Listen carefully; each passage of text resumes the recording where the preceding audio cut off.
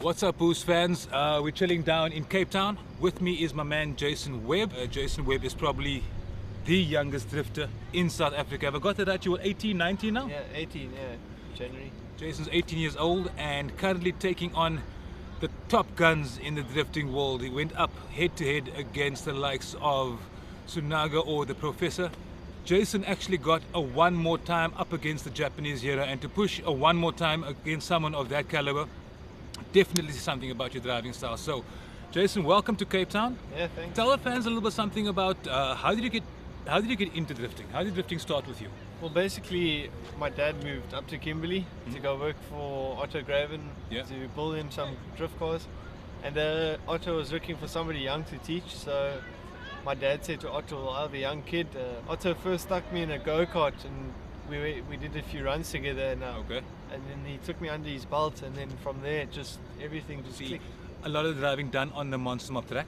Yeah. Right. What car were you driving down there? I think you were driving R33 or R34? Yeah, I had a R33, the GTR. Yeah. And I first trained in the Nissan 200SX, like I'm driving at the moment. Yeah. I moved up to the R34, and then he put me in, R33, sorry. Yeah. And then that was my competition car for 2011. Yes. So that's for the 2011 Supadrift. Yeah. If I remember correctly, in 2011 Supadrift, I mean, you drove most of the series, but then during the middle of the year, things went a bit crazy. But I mean, you still managed to snag a third spot in the series. Yeah. No, thanks to Excess Promotions they lent me a car for the year, which was a Chevy Lumina. Yeah. So I mean, I managed to end of the year on that car. Managed to get myself a S13, and that car is a beast now.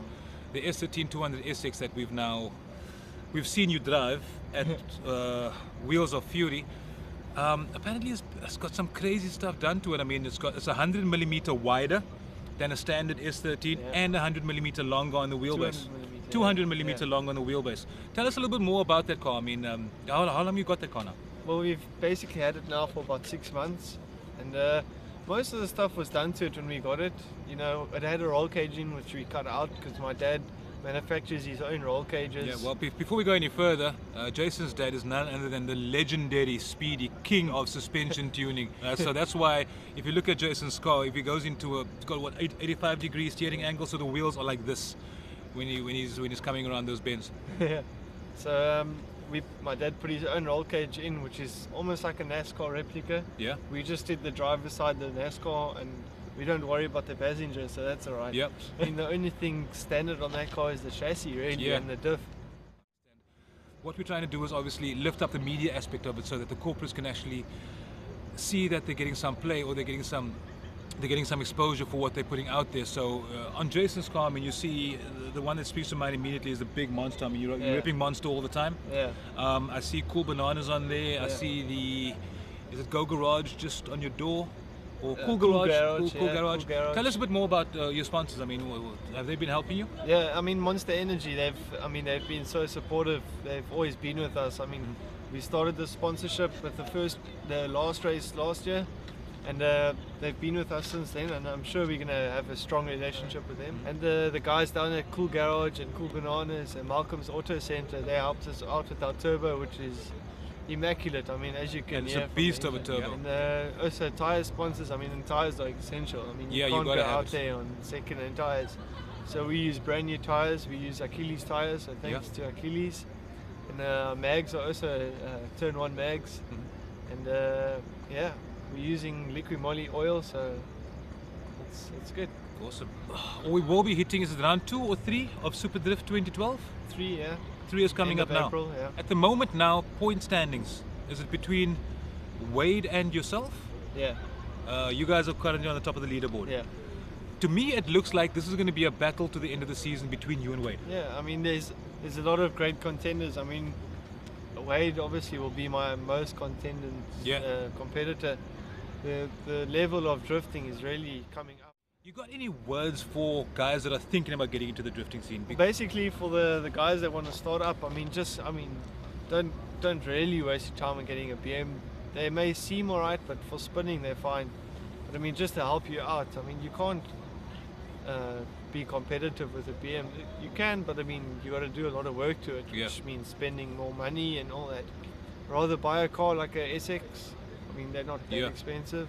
Yeah, no, I mean, standard, they're so perfect. I had one in Kimberley, and all you have to do is lock the diff and they drift immediately. I mean, the guys at Supadrift, they use their drift cars still as road cars. Yeah. I mean, they go to work every day, and then Yes, they come to the competitions, they end up in the top 5, and then they go home in the car. exactly. So I mean, they're perfect.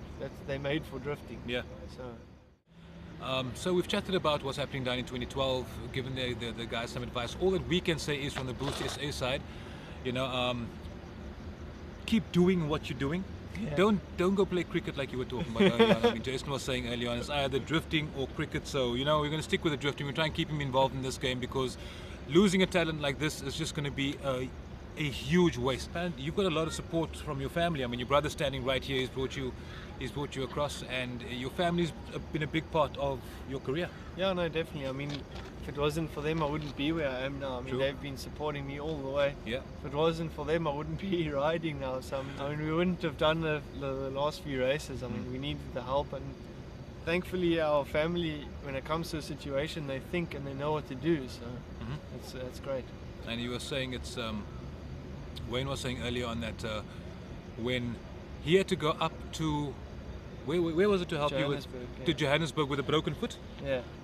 Flew up to Johannesburg with a broken foot to help his brother put in a gearbox for a race the next week. It wasn't going to be in a week's Yeah. time or something. Yeah.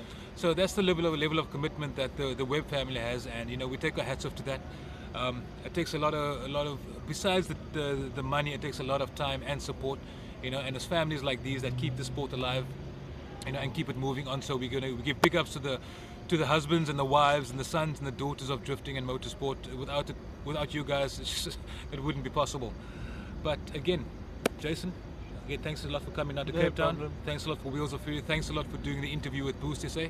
It's greatly appreciated, and we cannot wait to see you again. Yeah, definitely. I'll be sometime soon. Awesome stuff. Cheers, bud. Thanks. That's BoostSA with Jason Webb. We will catch you soon. Cheers.